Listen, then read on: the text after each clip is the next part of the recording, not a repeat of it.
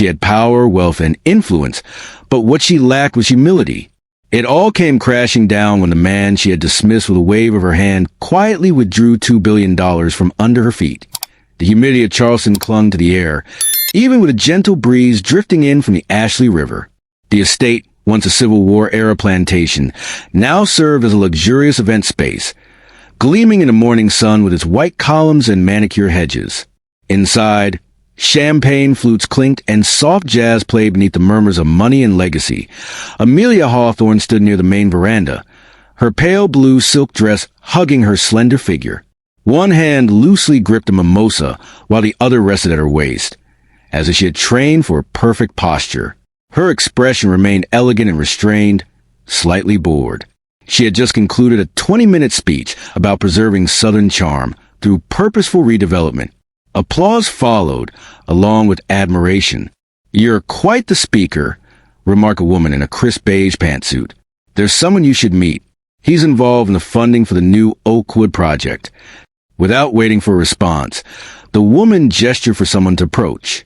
He came forward with calm confidence, no entourage, no flashy watch, just a quiet, collected presence. He wore a charcoal blazer, no tie, and well-worn brown leather shoes that had clearly traveled more places than most of the guests combined. "This is Mr. Nathaniel Reed," the woman introduced. "He's been working closely with the team on community financing, a big part of the initiative." Amelia's eyes swept over him quickly, like glancing at a valet who took too long. She extended a half smile and set her mimosa down. "I don't shake hands with staff," she said, her voice steady and devoid of edge, as if that policy had served her well at countless events before. Nathaniel held his hand there for half a second longer before letting it drop gently. "Of course," he replied with a quiet nod of acknowledgement. The woman between them shifted uncomfortably, letting out a dry little laugh to clear the awkwardness from the air, but Nathaniel didn't linger. He turned, thanked her for the introduction, and walked away without raising his voice or causing a scene. Amelia turned back to her mimosa, muttering under her breath, "People forget these events aren't for them. They're lucky to be here." It might have ended there, another throwaway moment in a life full of them, but just 10 feet away, someone else had witnessed the entire exchange. Tessa Langley, a reporter for the Charleston Gazette, was covering the development push for a Sunday feature. She had been writing about this kind of money for over a decade and had learned something valuable. Real stories don't shout. They whisper. You just have to listen closely enough. Back near the side garden, Nathaniel pulled out his phone. He didn't check messages. Instead, he opened his contacts, tapped the name label consolidation lead Gray, and brought the phone to his ear. "Yeah," he said. "It's me?" "Start the unwind." There was a pause, then a voice on the other end. "You sure?" "I'm sure," Nathaniel replied. "Pull everything quietly." He hung up and slid the phone back into his pocket, walking toward the gravel driveway without turning around. The sun hit his face as he stepped past the hedges, and he exhaled slowly, calm but final. He hadn't raised his voice. He hadn't needed to. But something had already started shifting behind the walls of that perfect estate, and by the time anyone noticed, it would be too late to stop. By the time most of the brunch guests were checking their phones again, Nathaniel Reed was already 3 miles away, driving a silver 2014 Lincoln MKZ with quiet AC and a faded baseball cap tucked between the seats. The estate was behind him, but the words Amelia Hawthorne had tossed at him still sat in the back seat, as if they weren't finished with him yet. He didn't play music. He didn't call a friend. He just thought carefully. This was the first time someone like Amelia had looked at him and made an assumption, but this time it wasn't just personal. It was strategic. That estate, those champagne flutes, the speeches about revitalization and Southern progress, they weren't real without the money backing them, and right now, he was the money.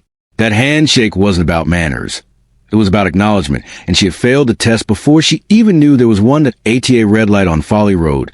Nathaniel called his operations director at Reed & Gray. "Hey," he said, "flag anything with Hawthorne Holdings.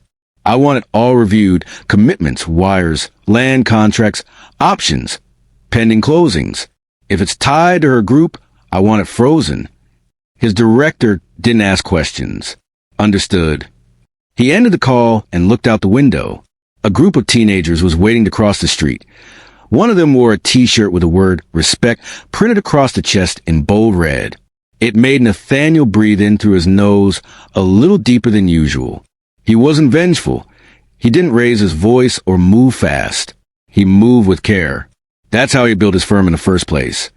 Quiet moves, sharp eyes, no theatrics.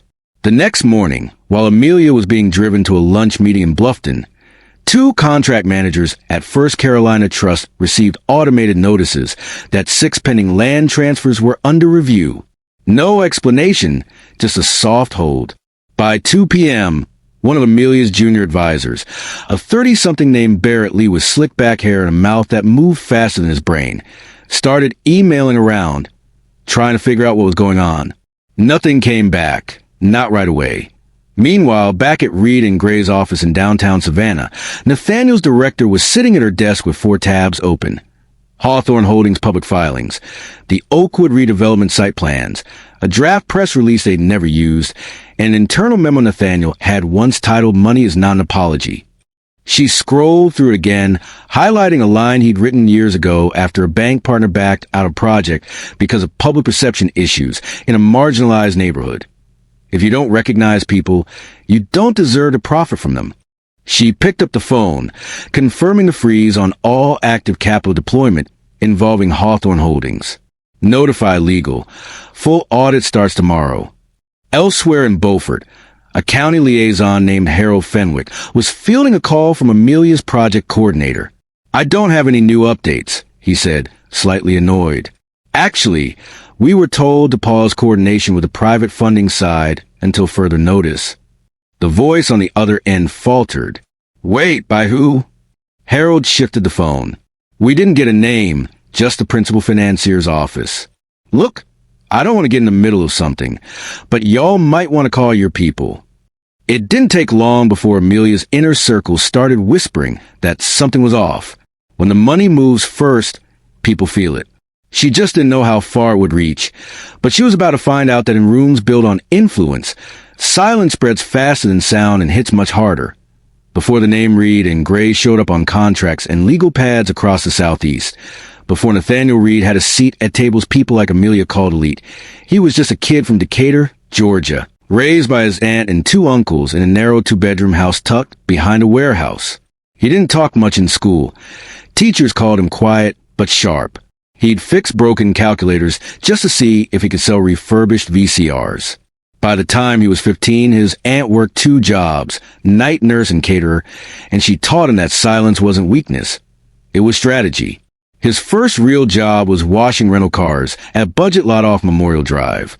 By 22, he was a shift supervisor with $6,000 in savings and a stubborn streak. At night, he took business classes at Georgia State and paid cash 1 semester at a time.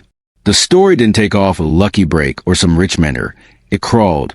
Years of flipping undervalued properties, working side by side with contractors, learning where cities like to hide their future zoning plans. Nathaniel built Reed and Gray from a single foreclosure in Macon and a gut-renovated triplex in Columbia. What set him apart wasn't what he bought. It was where and why. He didn't chase what the market called hot. He went where people had been forgotten and where capital had been avoiding for decades. Then he created long-term partnerships, restoration contracts, owner equity splits, and reinvestment clauses. To the outside world, he was just another investor, but in the neighborhoods he funded, they called him the one who listened. In 2016, when a chemical fire displaced over 40 families in Augusta, it was Nathaniel who showed up without press. No donation ceremony, no PR agency, just architects, builders, and portable units. He didn't just cut checks. He followed up. The money came slowly at first, but it came. People who had been ignored for years started buying in. Churches partnered with him, and local credit unions trusted his word more than some banks. By the time the mayor of Pensacola asked him to back a community health center, Nathaniel Reed's name had moved from unknown to respected. Quietly, he never changed his wardrobe much. Charcoal jackets, worn shoes, muted ties when required. People often mistook him for an assistant or staff, or someone's cousin standing in the wrong room. That didn't bother him. It confirmed he was where he needed to be. His right hand, A mere adrenaline. Use a joke. You're the ghost of capital. You show up in a room, and no one knows they've just been tested. But he didn't see himself as a titan. He saw himself as a mirror. The Charleston deal was the largest his firm had committed to so far. $2 billion spread across 6 counties, targeting abandoned mills, red tag housing, and decaying main streets. It wasn't just about buildings. It was about proving a point. You don't have to erase history to fix what it broke. And yet, Amelia Hawthorne, the person who had preached about heritage, couldn't look him in the eye or shake his hand. That told him everything he needed to know. Nathaniel wasn't angry. He wasn't hurt.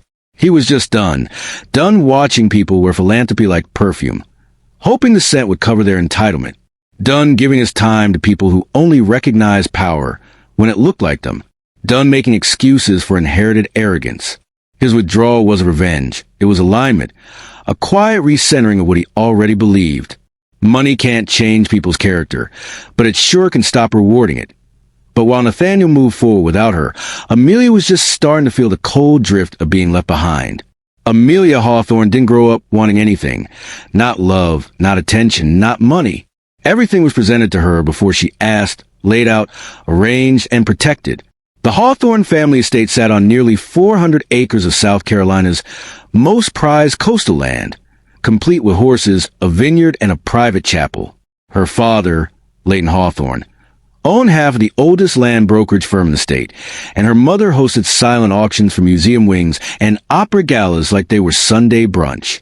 Amelia's childhood was the kind you only saw in magazines or old Southern portraits. Piano at 6, etiquette at 7, legacy school by 9. She learned early that presence could be currency, and hers had value in rooms that didn't ask for resumes. Her smile was perfect, practiced, always ready for the camera, even when there wasn't one. People said she had charm, but what they really meant was control. By 28, she was vice chair of the family foundation. By 32, she launched her own property trust, focusing on redevelopment with tradition, a phrase she trademarked. It looked philanthropic on paper, but in reality, Amelia had a habit of showing up in neglected communities with a vision that barely asked who already lived there. Historic theaters became boutique event halls. Retired school buildings turned into luxury rentals. The Hawthorne brand gave it all polish, but not always purpose. Still, the press adored her. Southern grace, northern efficiency. One magazine called her. She ran panels, spoke at conferences, took photos with scholarship winners she didn't remember the names of, and it worked. Her reputation was spotless, controlled. She thought of herself as someone who helped, not directly, of course.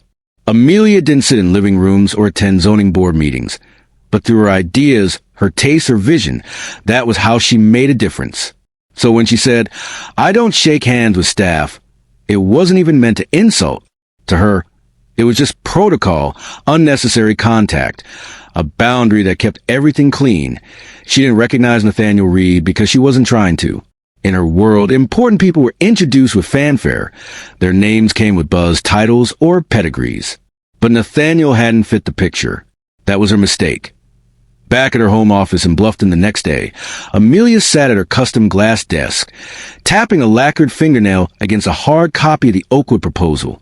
Her team was running late for a Zoom debrief, and Barrett Lee had sent another text.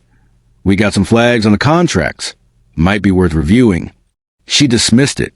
Barrett always panics before lunch, she muttered. But when the call finally started, the mood was different.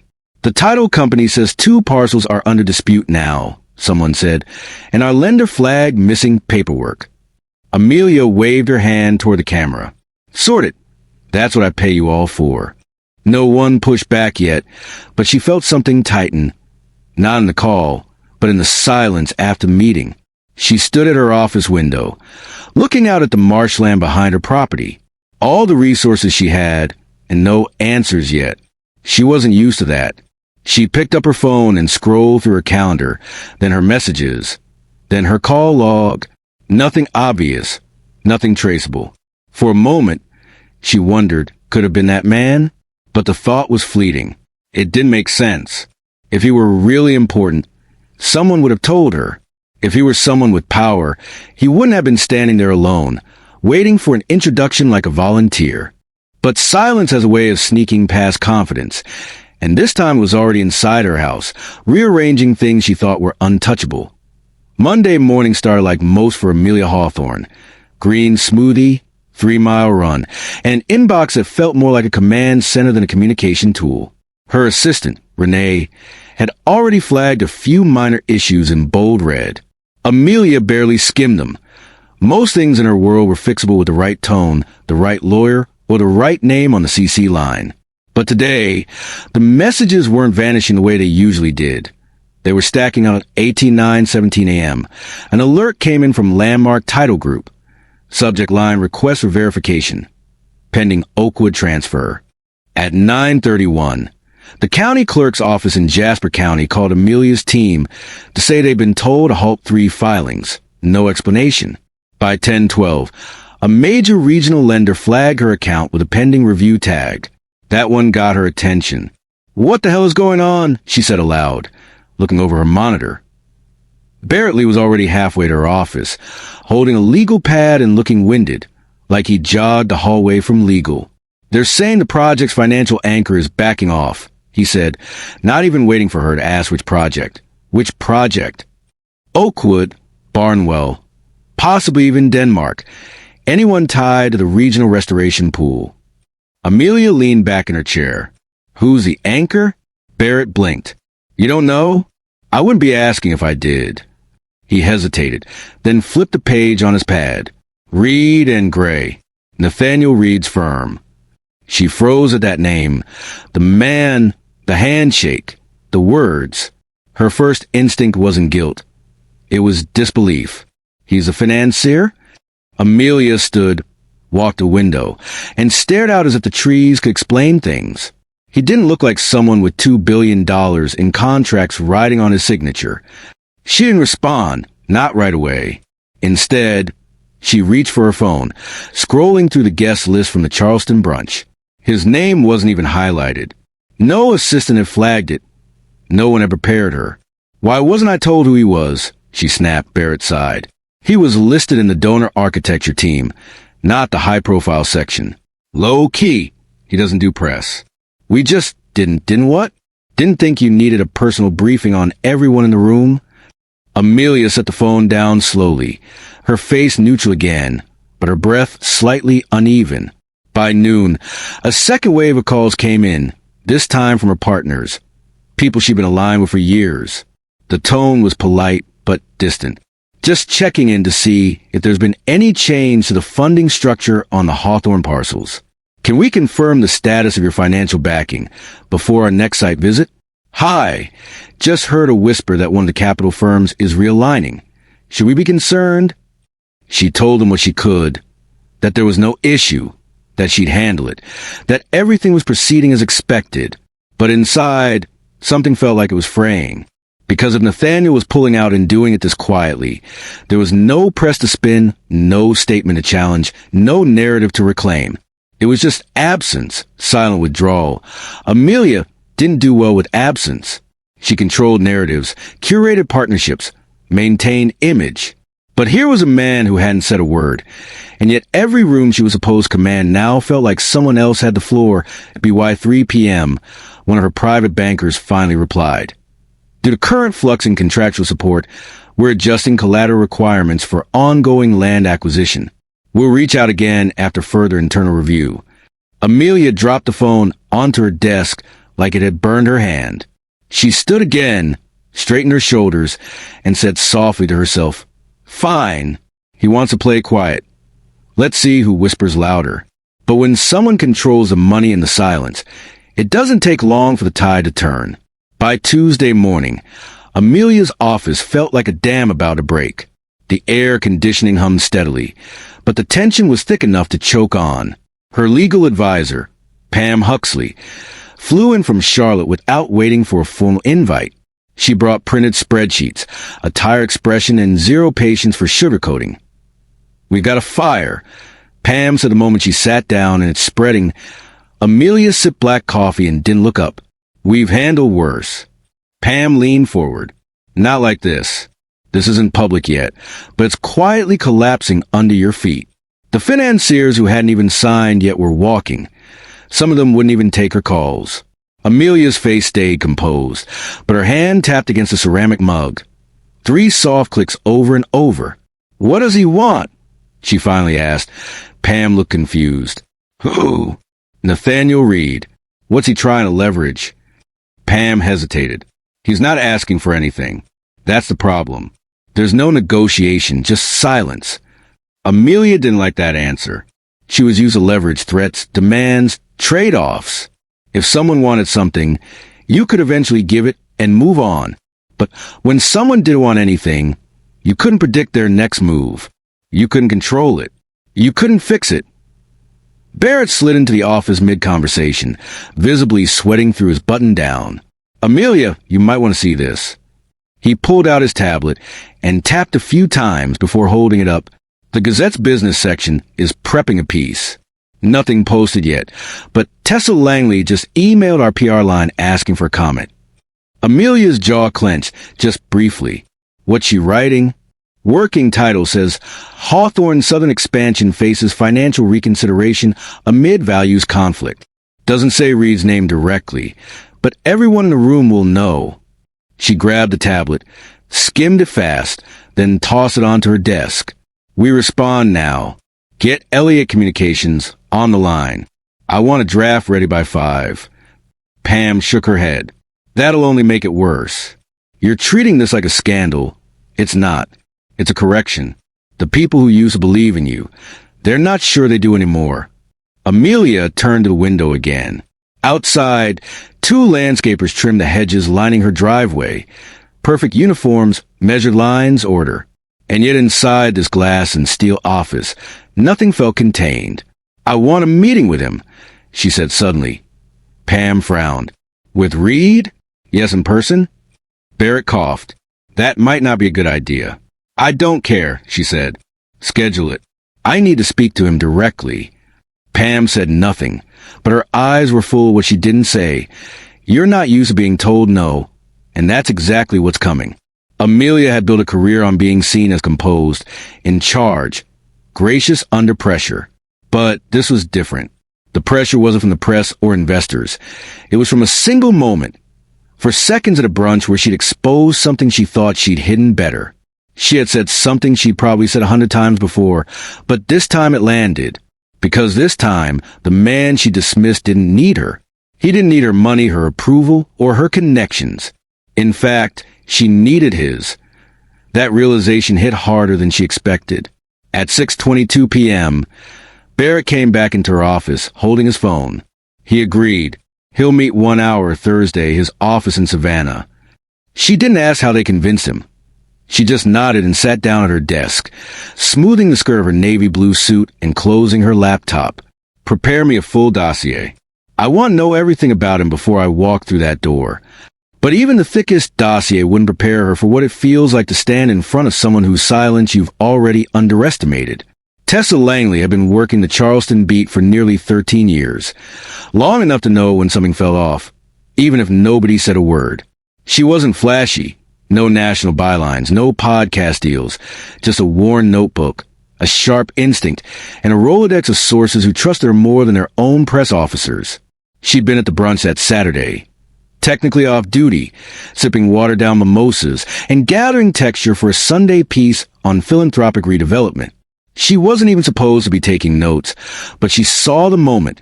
The quick handshake rejection, the flat delivery of, I don't shake hands with staff, and the expression on the man's face, not angry, not offended, just still, like something had been measured and found wanting. She didn't know who he was at the time.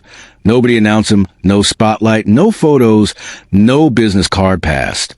But something about the way he left, quiet and efficient, stuck with her. On Monday, she started pulling threads. She ran the guest list through old archives. Reed, that was a name. Someone whispered at the edge of a real estate meeting in Hilton Head. She searched public filings, one LLC after another tied together with impeccable paperwork and modest, deliberate moves. Then she found it. Reed and Gray Partners, not flashy but powerful, controlling over $5 billion in real estate capital. focus on community revitalization projects, known in financial circles for being low profile and high impact. That was who Amelia had brushed off. The contrast hit her hard. A billionaire heiress famous for plastering her name across public projects, unknowingly snubbing the man who made those projects possible. By Tuesday, Tessa had her outline. A misstep at a high-profile fundraiser, a silent financial withdrawal, a lesson in how influence doesn't always wear a name tag. She reached out to Amelia's office with a polite email. We're running a story about changes in funding connected to Hawthorne Development Initiative. Would Amelia like to provide comment? No response. By Wednesday, Tessa had already spoken with 3 contacts in real estate who confirmed movement away from Hawthorne projects. One off the record said, "It's not a legal thing. It's a values thing. Quiet protest." That's when she locked in her angle. Power isn't just inherited. It's earned. And when the two clash, only one holds a room. She didn't name Nathaniel in the first draft. She didn't have to. The people who mattered already knew. The rest would catch up. Her editor flagged one paragraph. When someone who signs the checks chooses silence over spectacle, you realize too late that the room you thought you owned was rented and the lease just expired. The phone started ringing within 30 minutes. PR firms, investors, curious readers, even a call from a major development podcast asking if she'd speak on record. She declined. She hadn't written the piece to be famous. She wrote it because moments like that mattered. Because how you treat someone when you think they're powerless says everything about the power you believe you deserve. But while readers were just beginning to feel the impact of what had happened, Amelia was hours away from facing it head-on. In a room where nothing could be brought back, Amelia read the article 3 times before even speaking. It wasn't brutal. It wasn't dramatic, but it was calculated, and somehow that made it worse. No names were dragged, no secrets exposed, just a quiet thread of truth wrapped in observation. And anyone in the industry could read between the lines. Her phone buzzed on the desk. A text from her cousin in Nashville. Saw the piece. Everything okay? Amelia didn't answer. A few more trickled in. Is this the kind of values realignment we should be worried about? Thought you all had Reed locked in. We still greenlighting Edisto. It wasn't panic yet, but it was doubt, and doubt spreads faster than scandal in her world. She called her communications team. Damage control, she said flatly. The head of PR, a young woman named Sloan with a crisis plan for everything from data leaks to boardroom affairs, suggested a soft statement. Something that reinforces your commitment to community-driven initiatives with language that... No, Amelia cut her off. We're not hiding behind buzzwords. Sloan paused. Then what do you want us to say? Amelia didn't answer immediately. She wasn't sure anymore. She had built her brand on precision and polish, but none of that applied now. She had offended the man holding the foundation of her biggest projects, and now the room had turned against her without raising its voice. Across town, Nathaniel sat at his office overlooking a quiet stretch of downtown Savannah. No headlines on his screen, no press calls. He just read the article and closed the tab. He didn't smile, didn't gloat. He turned to Amira, who stood in the doorway holding a folder of pending partnerships. You think she read it? She asked. He nodded once. She felt it. You think she gets it? He paused. Not yet. Maybe tomorrow. They moved on to the next task. Meanwhile, the real cost was beginning to settle in. One of Amelia's key banking partners suspended their quarterly review. Another asked to delay final approval on the Edgefield initiative. Her name was still valuable, but no longer untouchable. Even her charity board started whispering. Not loud, just enough. She's always been sharp, one member said, but you know how that old money entitlement works. Someone else added, I mean, it's not just optics anymore. It's character. That word, character, bothered Amelia more than anything, because it wasn't about her investments. It was about her person, her judgment. She fired off a note to Barrett. I need a complete list of every stakeholder who's publicly acknowledged the article. No sugarcoating, no filters by 5 p.m. Her name was trending, not on national platforms, but on the industry's quiet internal networks, investor circles, development consortiums, Even a few minority entrepreneur groups were sharing the article with simple captions like, "This is what happens when power gets checked. Respect costs nothing. Disrespecting costs millions." It wasn't just her funding that was cracking. It was the image she had spent years curating. Smart, capable, socially aware, philanthropic. That image now had a fracture running down its center, and the person who caused it hadn't even raised his voice. Back in Savannah, Nathaniel packed up for the day. No press statement, no quote, no calls to brag or threaten. He didn't need to. His silence had spoken louder than any interview ever could. Because the truth was, Nathaniel didn't want Amelia ruined. He just didn't want her rewarded. But for Amelia to regain anything, she had to face something she wasn't used to, being wrong and having no one around willing to spin it into something prettier. Amelia arrived in Savannah just after 10 a.m., wearing her armor, navy blue suit pearls, and heels that clicked with purpose across the tile floor of the Reed and Gray building. It wasn't glass and chrome like the offices she was used to, no skyline view, no receptionist in designer heels. The place was quiet, modern, with warm wooden floors, real bookshelves, and a single photograph of a rebuilt community center in Baton Rouge framed behind the front desk. She adjusted her blazer and checked a reflection in a wall mirror. Her expression looked just right, composed, slightly firm but open. She had practiced this face in front of a camera for decades. A young assistant appeared from a side door. "Miss Hawthorne," he said. Amelia nodded once. "Mr. Reed will see you now." She followed him down a short hallway, her heels tapping against the hardwood. The room they entered was a contrast to her own office. No sculptures, no giant desk, just two chairs across from one another, and a small table between them with bottled water, 2 glasses, and a closed folder. Nathaniel Reed stood as she entered. No smile, no scowl, just standing. "Amelia," he said. "Mr. Reed," she replied, extending her hand. This time he shook it. They sat. There was silence. Amelia broke it first. "I came because I think we got off on the wrong foot." He waited. "I didn't know who you were," she added, trying to keep her tone professional, not apologetic. That much was clear. Nathaniel said evenly, "Let me ask you something. If someone else had said that to me, someone without your name, your family, your money, would you be sitting here today?" She didn't answer. Nathaniel continued, "You didn't offend me. I've been mistaken for staff more times than I can count. What stood out to me wasn't the words. It was the ease with which you dismissed me. Like it wasn't the first time. Like it's how you move through the world." Amelia shifted in her chair. "I didn't mean harm." "Maybe not," he said, "but harm doesn't always ask permission." The air between them was still. She cleared her throat. "I've lost partnerships over this." He nodded. "So have others for less." "I want to make it right," she said. "Publicly, privately, however it needs to be done." Nathaniel reached down, opened a folder on the table, and slid a sheet of paper across to her. A single-page document.